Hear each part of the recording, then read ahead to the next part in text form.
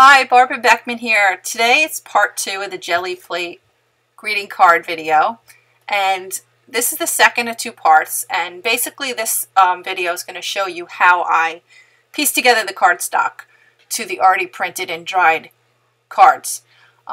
Part 1, if you want to search for that, you can see that in my videos. It basically just shows you how I apply the paint using the Gelli plate to get the card started. So here they are in a pile to the left of me on the screen here. They're all dry and they're ready to go. So basically what I do is I randomly take cardstock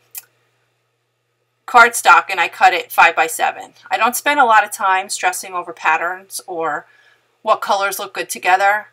I do it very quickly. I like things very quirky and very different. And I definitely don't have any rules here.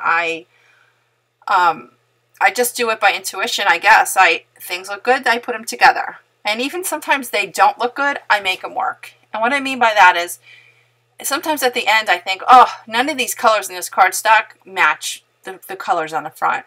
So what I do is I call it cross-pollinating. I don't know if there's really a technical term for this, but I will add both a color to both sides, to the front of the Gelli plate where I've already painted, and also into the cardstock, whether it be adding a border or a tag or something. So I incorporate the colors. So I cross-pollinate it. Nobody knows. And by adding that one color, there you go. They match. So here I'm using a spray adhesive. I don't stick to any particular brands. I definitely buy sale stuff. I use coupons, 50% off, so I get the cheapest permanent spray glue that I can find. And they all work the same. They're all the same materials. I don't find one better than the other. So that's what I'm doing here. I'm just quickly piecing things together. Like I said, I just like that they're different and quirky. And to be honest with you, these I sell at the art fairs. And these pay for my table expenses. I sell out of these quickly. That's why I always have them on hand. I always make them. I group them together in bunches, so if they're $8.50 a card. I know that's pricey, but hey, Hallmark cards are ridiculously priced, and they're still being cut and mastered from a machine. So for $8.50 and you're getting something that's handmade by an artist, it's pretty cheap. And a lot of times on the front of these cards, I don't write too much, so people who often tell me, oh, I'm going to put this in a frame. I'm not even going to give it away as a card. So that's nice to know. I also take some of my artwork, some of my watercolor drawings, and I will glue them onto the front of these cards and just use the crazy Gelli plate background painted area for like a backdrop. So these always sell out, like I said. These are a great thing to add if anybody does do art fairs like I do. So here I am stamping some simple quotes. This one's about life. I don't like do just birthday cards or just thank you cards. I pick random things that will fit on a piece of paper. The cardstock is thick. It's nice. It's nothing that I search for. Like I have to have one brand over the next. I, again, use whatever's on sale, whatever I have on hand. And this is just a smooth, high quality cardstock. And it takes the ink well. I use Stays On permanent ink. So if I add watercolor over this or any other colors, it takes the color well and it doesn't bleed. So that's the only criteria that I have, is that it won't bleed if I do some fancy schmancy paintings on top of this. So here you can see I really cram everything on here. Once I do one sheet, I start to cut them all. And I don't measure anything. I eyeball everything. Why? Because nothing's perfect. Nothing in my life's perfect. I'm not perfect. I don't like anything perfect. Perfection is just a fantasy. So I'm not going to sit here and spend time measuring things by the millimeter when I can do it by the eye. And you know what? Sometimes I think things are really off. So what? I'll put a bow there or I'll put a flower. You can fool the eye. So I just have a lot of fun with these cards. I don't stress about making them. I enjoy it. I find it very fulfilling and rewarding and relaxing. It takes away a lot of stress. And honestly, people really love these cards. I think because they're so different and unique that people come back for more. I do sell them also on Etsy and in my website, and I have a lot of return customers just because they are so different and so unique. So think outside of the box when you're making cards.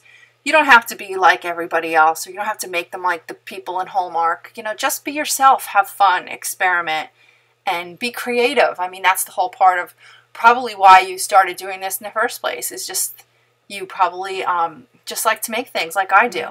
So have fun, don't stress about it, and someone is going to treasure this. Someone you give this card to as a gift, or somebody's going to buy this and give it to somebody as a gift, or put it in a frame.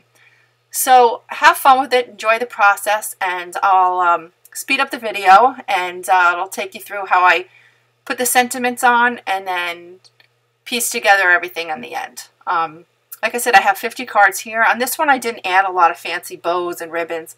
It just depends what mood I'm in and then what I have available on hand in the art studio that day. I like to use all my supplies, so I don't tend to run out and buy something custom, you know, just to make a particular card. If I have it, I have it. If I don't, I'll find something else. Growing up, I didn't have access to a lot of books and a lot of instructions, art instruction, so I made it up as I went. And at the time, growing up, I was frustrated, I guess, because I didn't know how to do things. But I have to tell you now, as an adult overall, I had to learn things on my own, and I had to be creative, and I had to change things up to make things work for me, or whatever I had on hand. So I find things that are around me, whether they are trash or recycled materials, and I utilize everything. So you'll see a lot of that in my cards as well. Like here, I just used washi tape because I didn't have a background that would pop that sentiment out. So you don't have to do traditionally what everybody else does. So try to think outside the box, try to use whatever materials you have on hand, and just really be yourself and be creative, and you'll be shocked at the kind of card you're going to come up with at the end. No two of these are alike, and I think that's what I love about them, is that they're all different. And I can tell right away when I look at a card that I made it, because they do have a certain signature about them that says me on them. I'm definitely my own unique self. So if you can do that and put that into your cards, then that's great. I wish you a lot of luck. If you have any questions, please leave me some comments. I'd love to answer any questions or hear your feedback, maybe what you'd like to see me doing more of or how I do things. And just leave a comment below. Please subscribe to my channel if you like the video. And please share it on Facebook, Twitter, and anything, Pinterest, any place where you think somebody might have an interest in watching my videos and learning something from me. Have a great day, and thanks for watching.